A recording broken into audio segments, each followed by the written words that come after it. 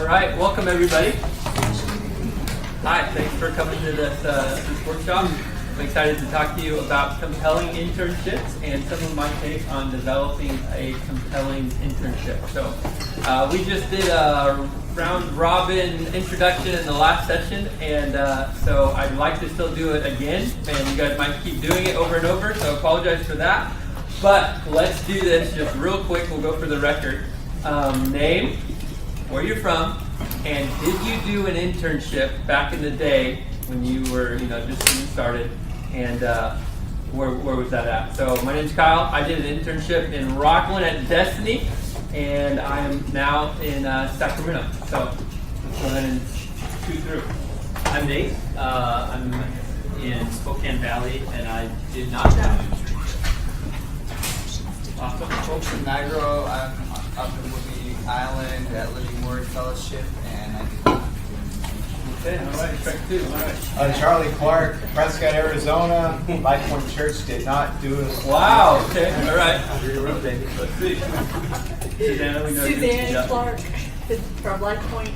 I did not do an internship. Wow, I was not expecting that. All right, let's see what the whole group is. Robert T. from Radiant Life Church in Nice to meet Lodi, you. California. I did an internship with Troy Jones at New Life in Renton and with Bunny Hartzler in Kansas City. Wow, I did not know that about you. That's cool. Onion Cliff from Lodi, and I did not do an internship. Okay. Ian Fleshman Cooper. I'm actually an advisor here. Here to help out. Warren Ing with Jubilee Reach. I did an internship. I'm a pastor also, so I've done that. Cool. Eric Wade with Evergreen Church in Bothell, just up north a little bit, and just did the collegiate internship through Northwest. Okay. So, Awesome. Cool. My name's Apollo. I'm from Concord, California, and after I graduated high school, my church didn't have an internship, so I made my youth pastor start one so I could be in it. And so I was the only intern for the first couple years. Well done. Nice. Very cool. Creating a program already. Yeah. Nice. My name is Anna, and I'm at Eastside Church in Bothell. And I did an internship, but not at a church. Like, I did an internship, but in teaching. Right. Okay. Gotcha. Cool. Dan Saloons, Redmond Assembly, and I did not do an internship. Okay. Larry Garza, fellow Bethel, and I did Okay. Cool. Thanks. Ricardo from Good Oak Church, and I did not. Okay. Ruby Harris from Tacoma. I did not do an internship. Good to have you. Angie Kersley from Forks, Washington. I did for a summer. Did an internship, cleaned a lot of toilets. Love it. Awesome. I'm Kristen Lindgren from Campus Church in Kalispell. I'm currently in/anticipating taking over one of our internships. Gotcha. Awesome. Chris Boone, Cannon Creek Church, Mill Creek, Washington. I did do an internship in Modesto, California, at the house. What? It was Calvary Temple at the time when I did it. Right. But now it's called the house. Awesome. Tim Jessup, no internship. Dan Lorenzo, Lake Stevens, Washington. Did do an internship in Kailua, Hawaii years ago, and have an internship hub of Foursquare churches. Very cool. Awesome. Evan Coleman, Westgate Chapel, Edmonds, Washington, and no internship. Jack Littleman, Calvary Community Church in Sumner, Washington. Did a college internship 30 years ago and a high school internship. Austin Stewart, Turning Point Church in McAllen, Georgia, and I did no internship. Dave Whittington, Rapid City, South Dakota, Bethel Church. I did things similar to internships through my master's and PhD programs with programs that were similar but not exactly like mine. So. PhD program, that probably counts. Yeah. Dave Stanford from Tacoma, I did no internship. Okay, awesome. Cool. Thanks for doing that. If you've never done an internship, I have a great program that you can apply for. Will be real nice to you. Not many toilets to clean. So awesome. Yeah, I like doing that. I like hearing about that from people. One, because we all bring in different ideas of what an internship is as we're promoting it. And when you even say to your church, we're launching an intern program, man, people's brains go all over the place of what that means. my internship I went through, I am so grateful for. It made me the pastor I am today. I have lots of respect for everybody I went through, but it worked me really, really hard at an insane pace. And at the end of it, I didn't really have anything to show for it besides just the experience and my heart of a pastor that I grew. But there was no college credit, there was no Bible classes we took, there was none of that. I'm glad they sent us through community college. And so having that been my experience, now working with one, an intern program in my own church, and two, with Northern California helping other churches launch a well-rounded and internships with some substance, has been a real joy for me because I feel like it just raises the water level in what everybody's going through. So today what I want to talk about is how to design, what are some key components of developing a compelling internship. It's easy to just have an internship, but how do you have a compelling internship where somebody sees it and they're like, man, that sounds awesome, I want to do it. Somebody goes through the first year of your program and they say, this was great, I have to apply and go back for a second year. How do you do that? This teaching that we're going through right now is part of this new kind of document, this new roadmap that Northwest is putting out to help just have all of our training and all of our resources make a little bit more sense. In our last workshop here, we talked about how when you log on to the Eagle website and you see all the resources, it can be overwhelming to see all the things that you have to learn, and you feel like you have to learn it all on day one to know what's happening and how to work with FAFSA and on and on and on.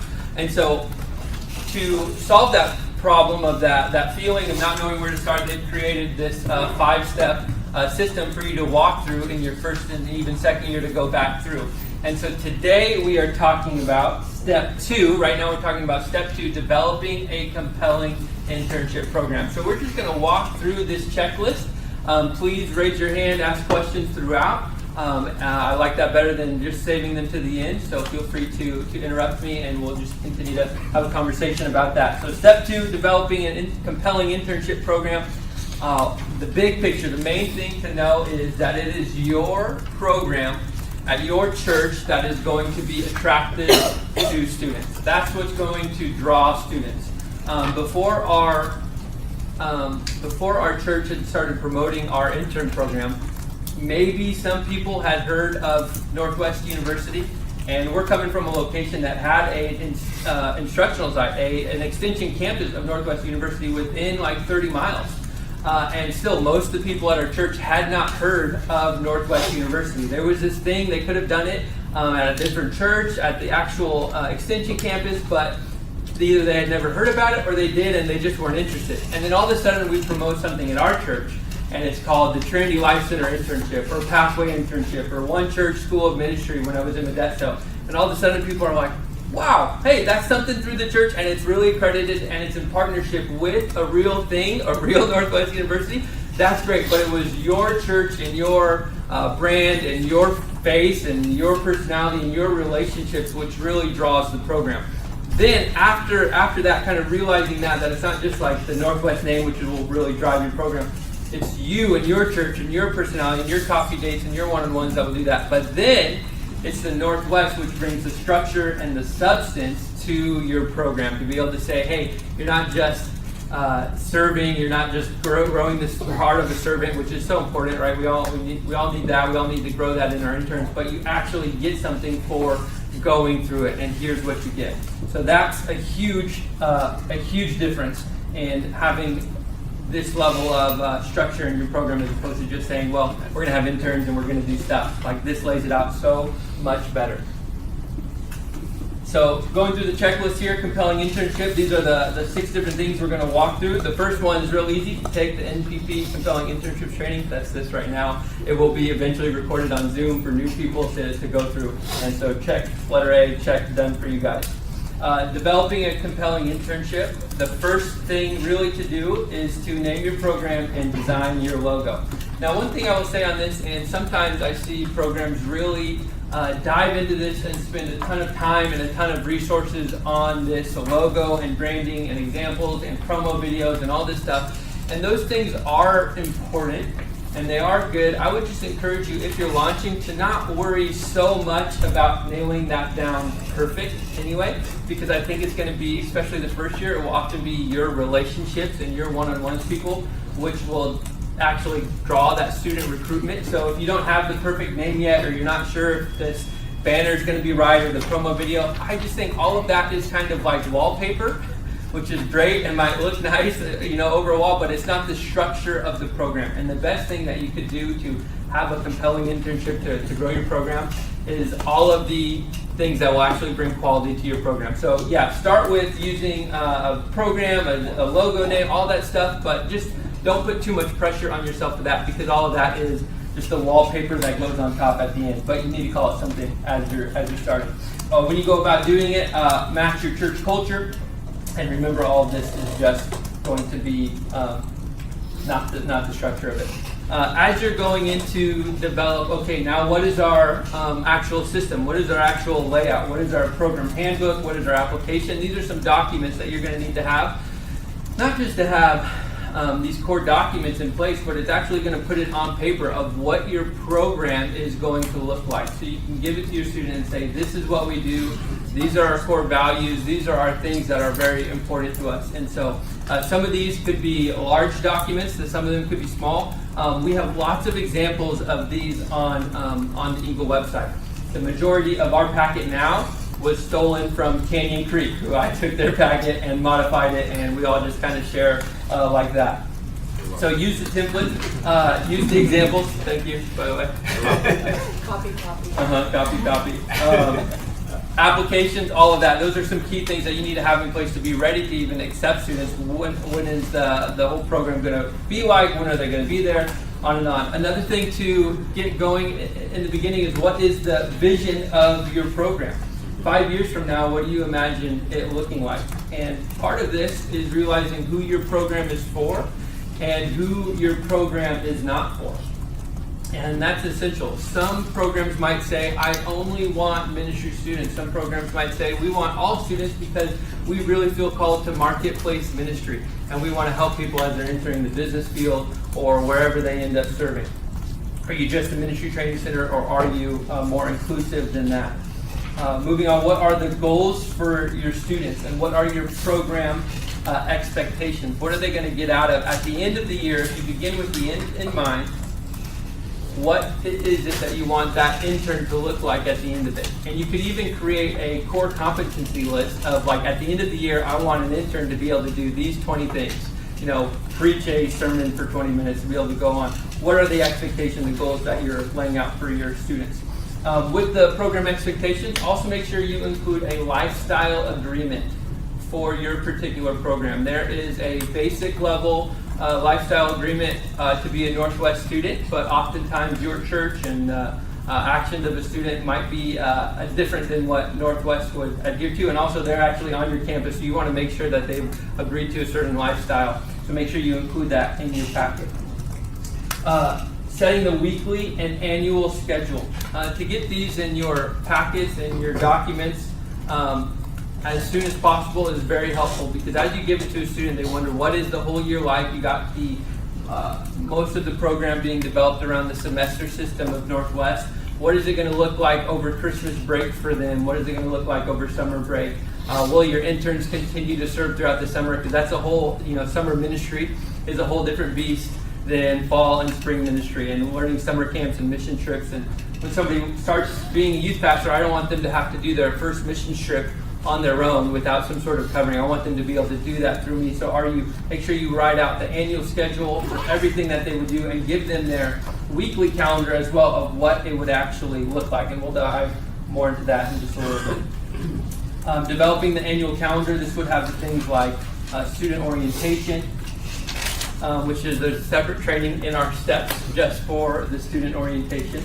It would be things like mission trips, your church's big conferences or big events, internship, leadership conferences to attend.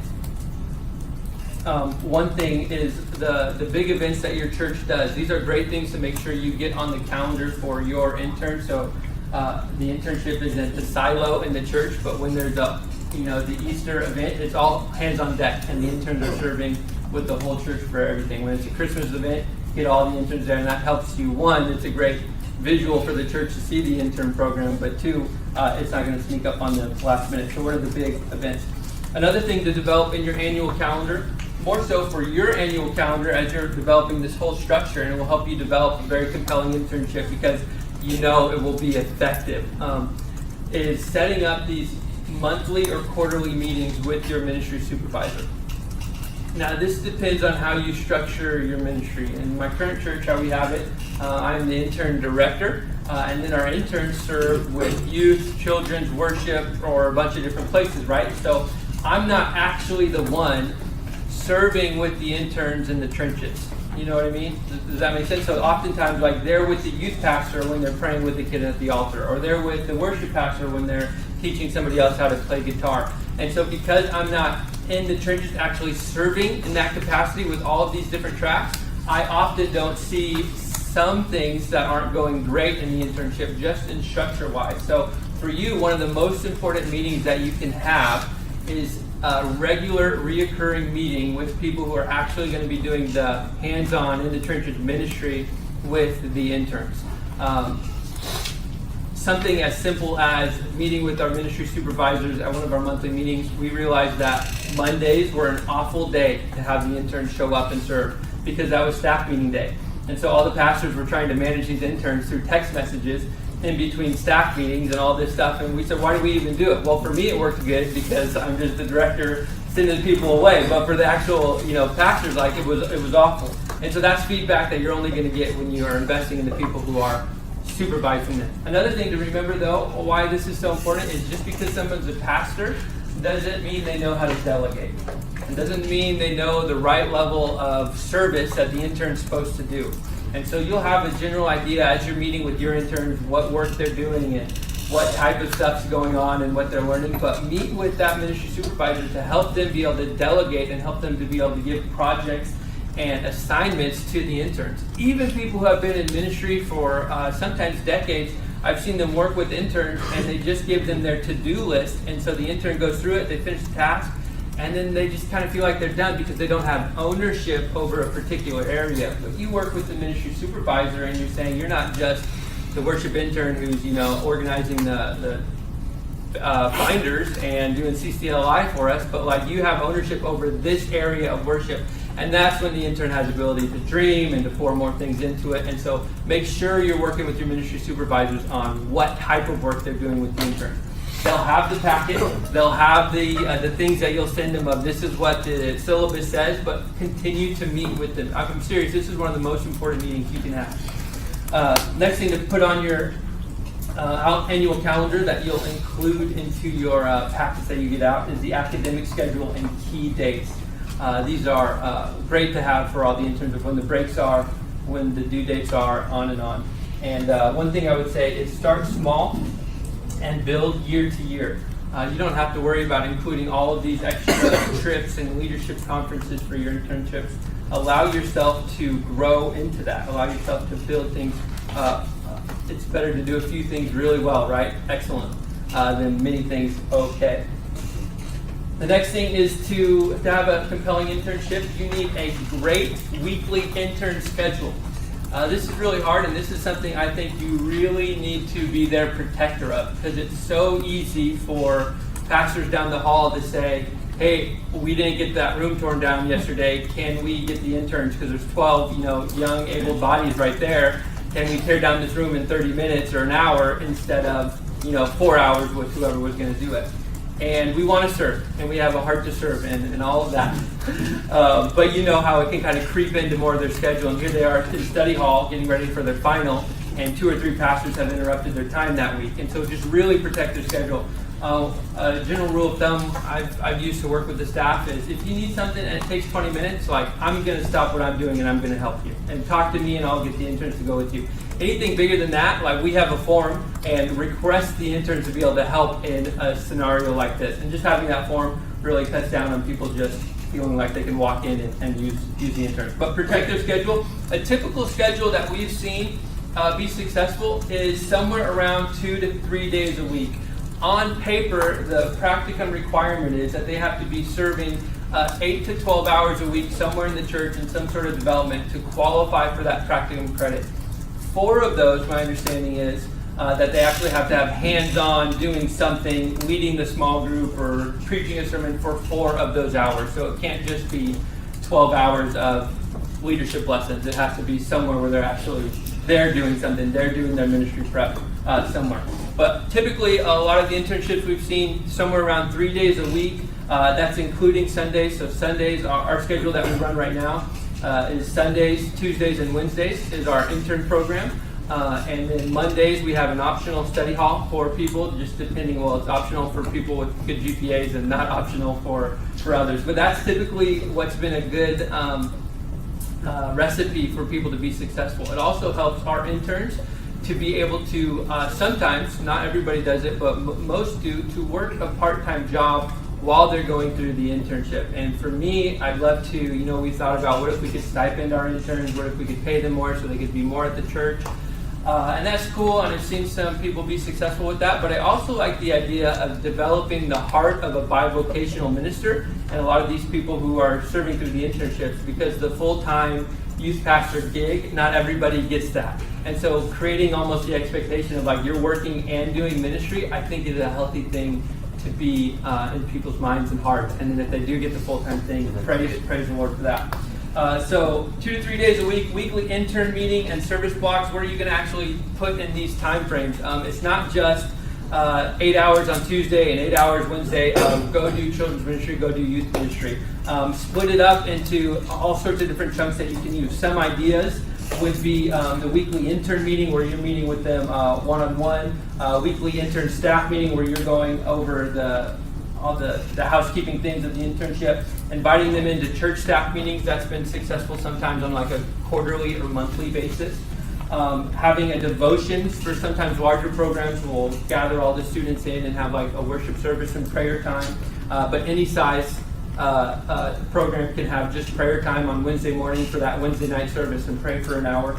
Study hall time or other academics. And then moving on, there's lots of internship extras you might hear about, and those are great, but again, don't feel like you have to add all of these extra things like life skill trainings and getting workout time schedules with all your interns together. Like if that fits your program, that's a cool thing to add later. But some of the main components are, when is their ministry prep time? And if you're working with ministry supervisors who are new to managing interns, I would say 2 to 3 hours is a manageable chunk of time for a pastor to delegate and manage an intern. And after that, I see sometimes pastors or people just struggling. What do I do with this group of 4 people here now for 2? So if you can split it up in 2 to 3 hour service times for a different ministry supervisor, a crucial element that you can't. For me, it was the most meaningful part of my internship, and for the interns I've had, and they've said it's the most meaningful too, and that is some sort of weekly mentoring time, some sort of weekly check-in time. And this can be done a few different ways. One, you can be the person who does it as a director or coordinator, and you are the primary spiritual mentor for them, meeting one-on-one on a consistent basis. It could be your ministry supervisor, but I've ran into a lot of problems with that, because if we send 4 youth interns to the youth pastor, then that's 4 weekly one-on-one check-in meetings that they would have to have. And so we kind of outgrew that, and it wasn't feasible for the intern to be like spending 2 whole days now on all these different check-ins if the program grows. So one thing we did is we found a outside person who wasn't a youth pastor, wasn't a ministry, but was just the discipleship director for our intern programs. And he was the one who was doing the weekly one-on-one meetings with each of our interns. And we had some really great success with that. It was somebody who was very like one-on-one, oriented, and loves kind of like the counseling, pastoral counseling side of it. This could be a retired minister in your church or your community who just has a heart to pour into people. But however you do it, whether it's you or you get your ministry supervisor or youth pastor, whoever, having a weekly one-on-one mentoring meeting for the intern there's no replacement for that. There's no substitute for it. Some other internship extras you could do is self-leadership, or like the adulting classes. We've done things like taking them through Financial Peace University. I've heard of programs taking out and teaching all their interns how to change their oil, working out together. All of those things are great additional things to add to your program.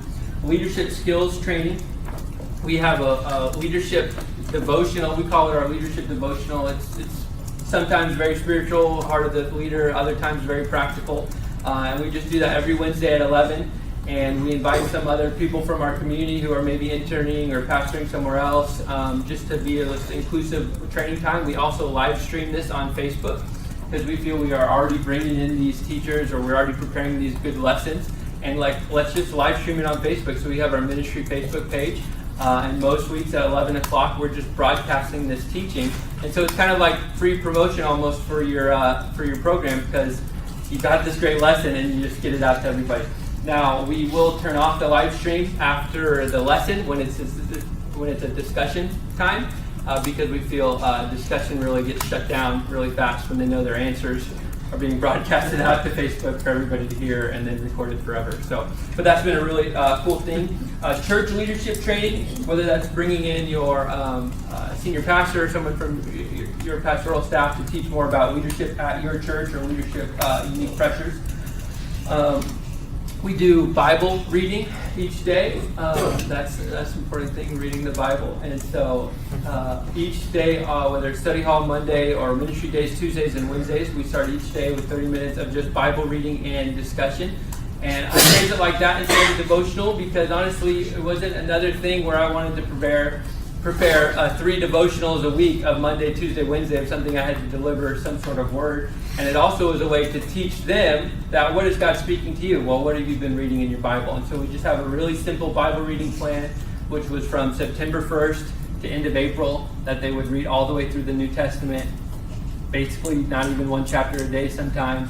We read it, what does it say, what does it mean, and what are you going to do about it? And really simple. But this has been, I think, one of the most important things to help get that idea and that mindset and that habit in for your interns.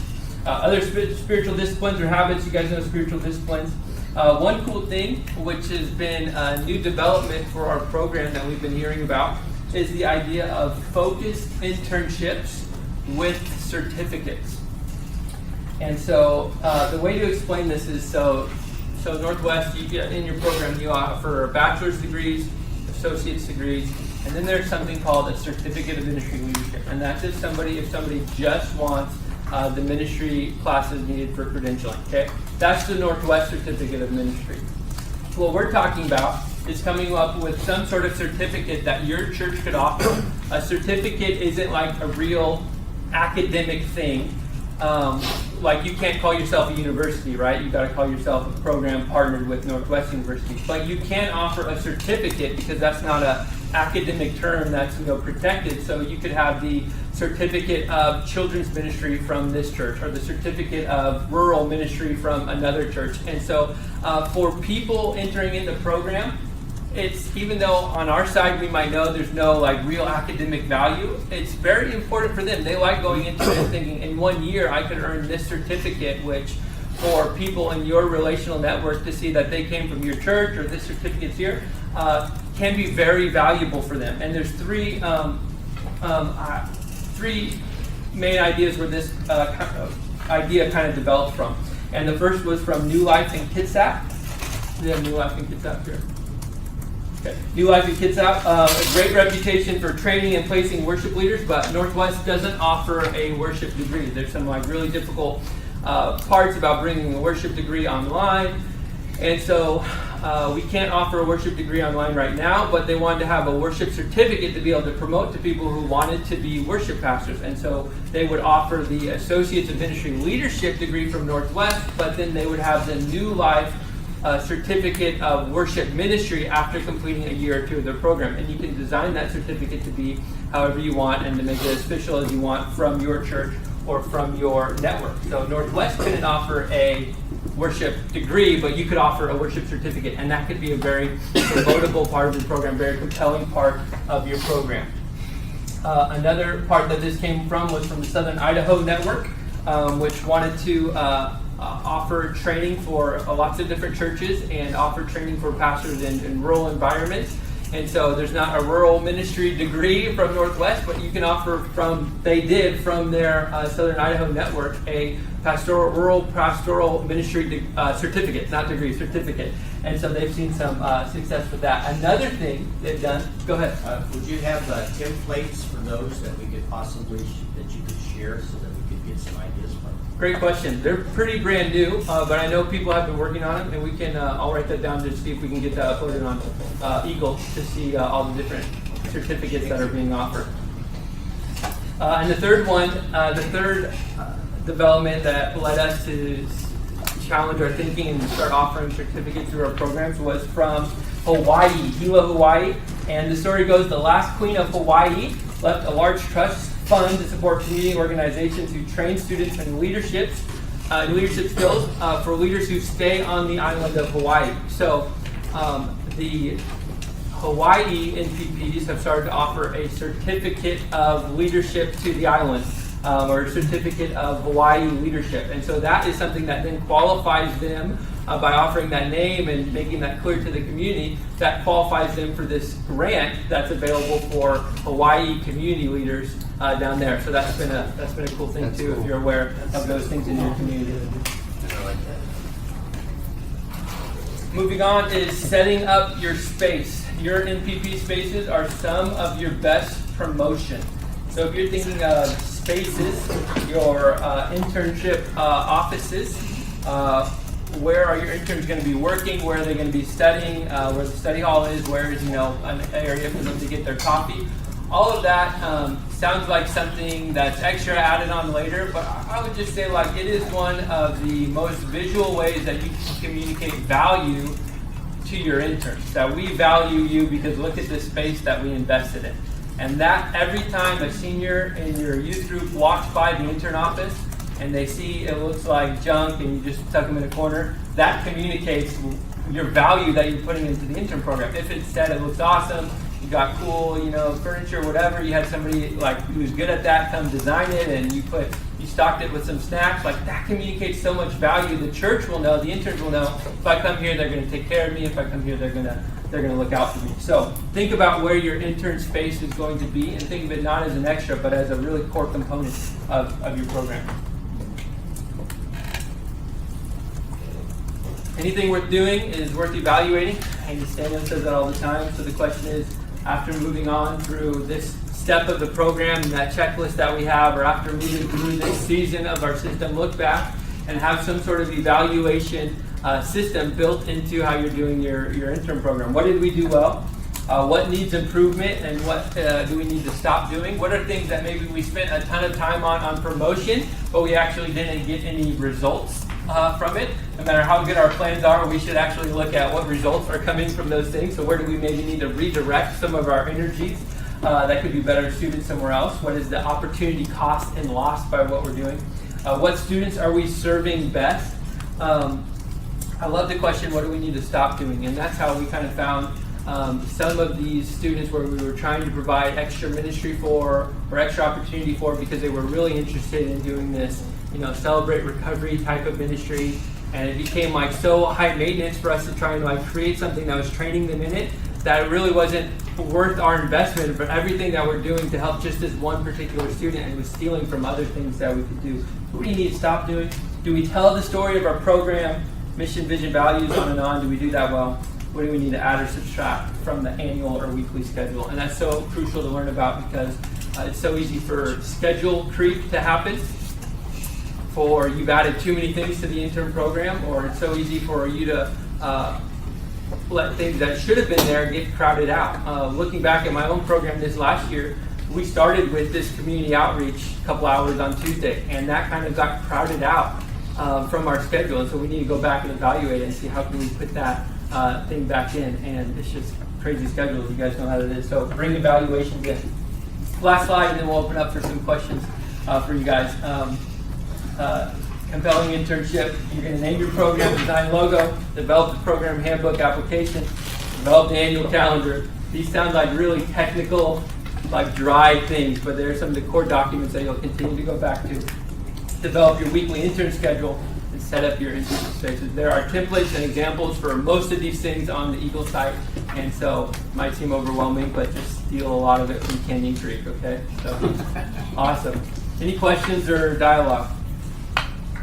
Go ahead. Is there any official steps that we need to take in order to have the certificate title, or is it just something that we kind of make official on our own?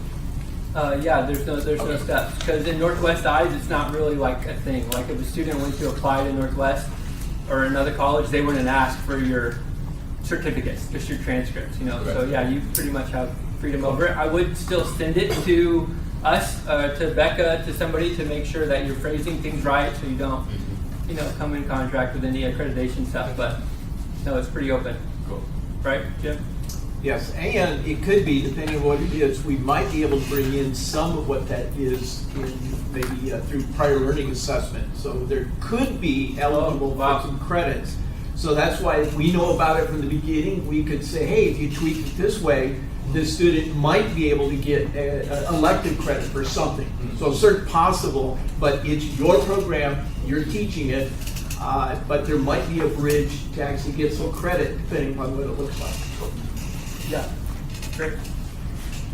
How have you dealt with first, second, third people who are going through the internship multiple years? And so somebody who's third year going through it, do you change it at all? I mean, how have you handled that as you're seeing people kind of go through those years? Yeah, as far as the first and second year experience, we've designed it. It's really been based off of what pastoral staff we have available to be able to send them through. Ideally, on paper, it would be great for the first year for them to rotate every session, every 8 weeks, into a new ministry track and get a experience from everything. A lot of people who, you know, enter an internship straight from high school assume they're called into youth ministry. So forcing them to serve in children's or youth or associate or whatever helps them kind of have a broader idea. But sometimes we haven't had the pastoral staff who could actually manage that rotation. So that's been a blend of you're serving in youth the whole year or you're serving in wherever the whole year. The second year, typically, we found for people to pick one spot and serve the entire year there. And we've had pretty consistent success with that. The third year really just depends on the student. After 2 years, the students typically are kind of bored. They're looking for something else. And so if your church can offer something above a internship, maybe it's a different title or maybe it's a, I've heard the third year interns, some programs use that, but something's different in their portfolio where maybe they're managing some of the first year interns. They're just looking for something different. And I think by that time too, churches are either, if you want to hire them, you might be offering them a job, and if you're not going to hire them, then you're ready for them to go move on. So, well, for the 4-year program, does the internship credits, is that all the way through the 4 years? Right. Yeah. If they don't take, need to adjust. Yeah. If they don't take any electives, they can qualify for practicum credit all 4 years. You can get up to 24 credits for practicum credit. So there is a way to do it if you develop something that's of value to them. They could still get a practicum credit from you, even though they don't have the title of intern, because they could do that as their staff person at your church, or as their staff person at a different church, or now they're serving in community outreach somewhere else, or wherever. So there is a way to do it, but it typically needs to look different. Yeah. Touch bases with me afterwards. I'll show you what we do with our 1 year, 2 year, 3 year, 4 year program. We think about it in four steps. Learning for first year. Second year, they're training. Third year, they are leading. And 4 year, they're running. And so that's how we look at it. And so we have some elements the same and some elements different. But we'll tag up afterwards and I'll walk you through that. Sounds great. Yeah. Sounds great. So we've talked about the weekly intern schedule. Do you have a set intern schedule for all like ministry and so like kids, youth, worship, like all of our interns meet with their leads at the same time every week? Whether, because I know we're at our interns, their times are really sporadic, so it's up to our leads when they're meeting. So we have interns meeting at like 10 a.m. on Tuesday, and then we have other interns meeting like 3 p.m. on Wednesday. So should we try and implement like a weekly schedule for like all interns at the same time? Is there more value in that? Yeah, great question. Are you talking about the check-ins, like the mentoring? Yeah. Or just in general? Yeah, just like, yeah, that's kind of the check-in time and like when they kind of go. Gotcha. Yeah. It would be great to have them all meet at the same time, but it just kind of depends on the numbers, because after you have, more interns and you have pastors to oversee them, then you would double them up. So that's another reason why we started to bring on a discipleship director, because then it could be scheduled weekly with that person at the same time. the pastor's schedules, it was always like, oh yeah, we'll meet Thursday at 3 this week, and next week Tuesday, and then I can't make it, and it just kept getting pushed off. So yeah, as much as possible, it's great to do that. Okay. We're doing summer interns, and so I see just everything just crunching together, for that shorter period of time. But if it's a student that's, say, going to another university, can they still apply for that practicum credit through NU if they're enrolled in another university program? No. Okay. Yeah, they would have to be enrolled in Northwest. They might be enrolled in 2 places at once, I guess, but you would need to be in Northwest. Yeah, at least 6 units a semester to qualify for that. And so if they were, then in a summer, could they do like the 3 hours for the summer, or depending upon the time they're committing? We haven't seen that be popular because there's no financial aid over the summer. So you would have to pay for 6 units out of pocket, and then you could qualify for the practicum. Is it technically possible, Jim, to earn the PLA over the summer semester though? It totally depends on the experience. Prior learning assessment means you've had an experience, we look back at it, but it sort of has to be set up correctly for us to be able to look back and see exactly what learning went on, what goals were met, what assessments were done. So it's something that we work with churches ahead of time. So it is possible, there's no tuition charge for it, but there's a lot of setup work in something like that. So it is possible. Yeah. I just see that as an added value if it's possible. Yeah, thank you. Good question. So we are in the groundworks of launching still. And I think the biggest thing that I run into is, for us, the vision is probably very broad of who we're trying to reach. We have a congregation that's a lot older, and so we have a lot of people interested in going back for, they'd be the flex, right? Yeah. And I'm struggling with how do I make that work with people who work full-time, they have a family. I just don't, I mean, how do you do that other than them serving on a Sunday for their internship? How do you do that? What does it look like? I know we've talked a little bit, but I don't know if there's anyone else. Yeah, that's exactly what I was saying. Can we just open it up for people who've had successful adult learners, flex programs, still earning the practicum credit? We do an evening program, and we meet the first and last Monday night of the month. And so they serve on teams, and they have responsibilities on a weekend, but we meet as like a school, as an internship just twice a month, where our college interns are there every day of the week, working with staff. Cool, very cool. Any other ways that you've worked with flex students? Kyle, it could be that over the school year, an adult would only get 3 credits instead of 6 credits. So you look back in the spring semester and say, yes, it's what they've done, it's what they've learned, and this would be worth the 3 credits. Our accreditor is very concerned about us giving credits when we're not teaching the courses. So that's why we need to have a credible system set up, and that's why, as Kyle said, work closely with Becca to ensure that she knows what's going on in your internship. But we're not necessarily locked into 3 credits or no 3 credits. It could be 3 credits over the full year for these flex students. We'd be glad to do that. We just have to know what's going on. That's really cool. Yeah. Okay. Paula?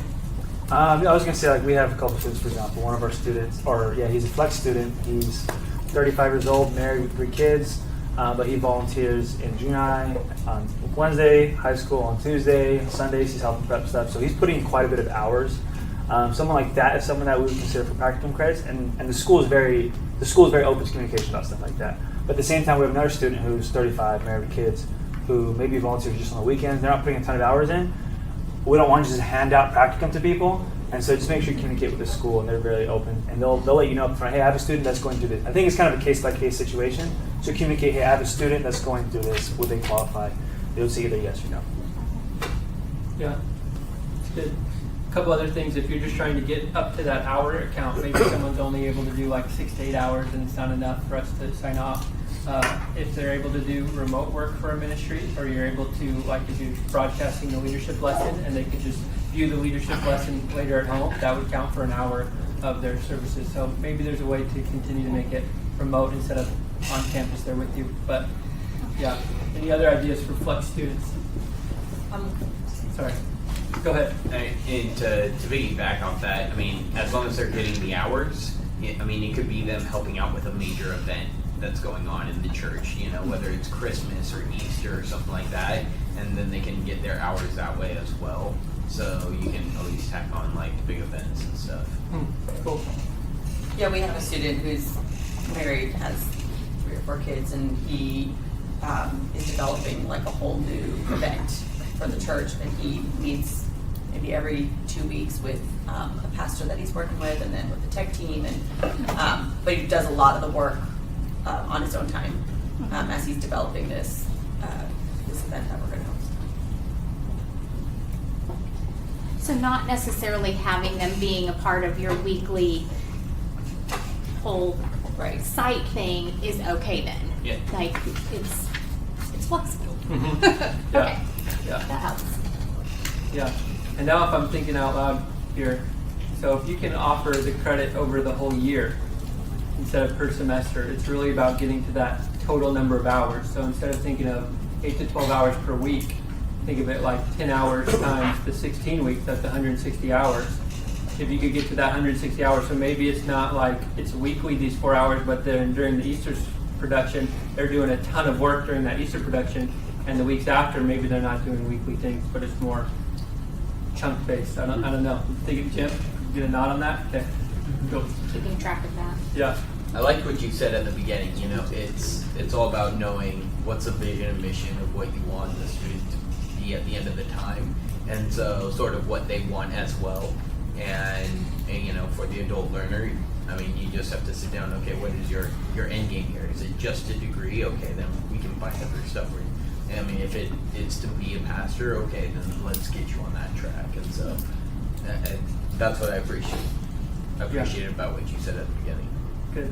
So when you talked about like that year-long, how many hours they need, is it 160 hours in a year or 160 hours in a semester? 160 hours would equal 3 credits. Would equal 3 credits, okay.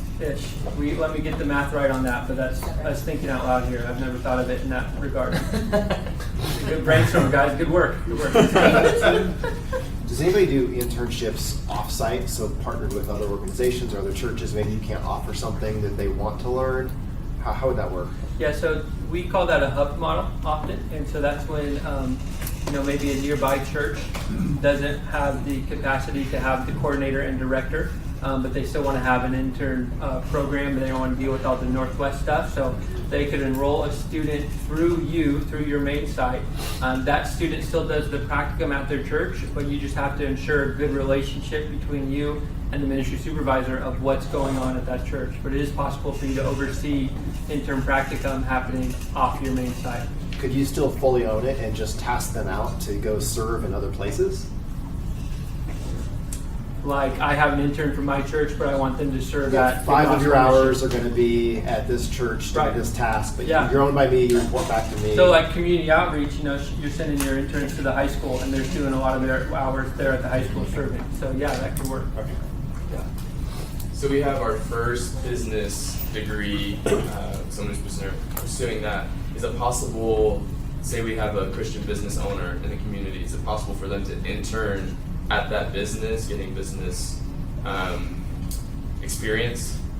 Does that work for that practicum, kind of a Christian business practicum? Jim?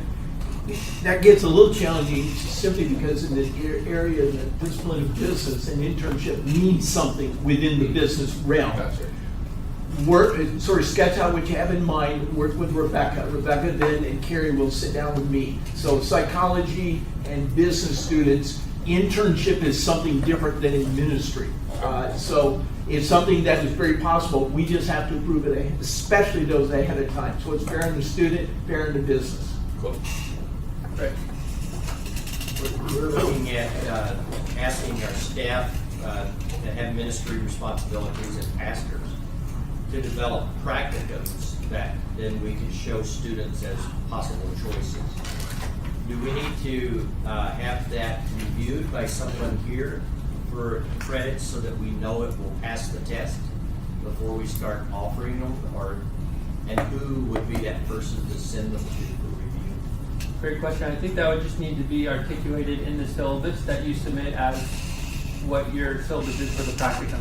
And if you can lay that out in there, then yeah, that would be good. And that's the typical thing you do each year, each semester, if you have changes. So yeah, write it in the syllabus and it could work. So as you go, not ahead of, like, someone may develop one, say in music ministry, and not have a student for 2 years. Then they update it, so we send it at that time. Yeah. Okay. That'd be good. Cool. All right. Jesus, thank you for this day. Thank you for these leaders, God. Give them favor and blessing, God. And thank you for all the work that they're doing developing leaders. In your name we pray. Amen. Thanks, Kyle.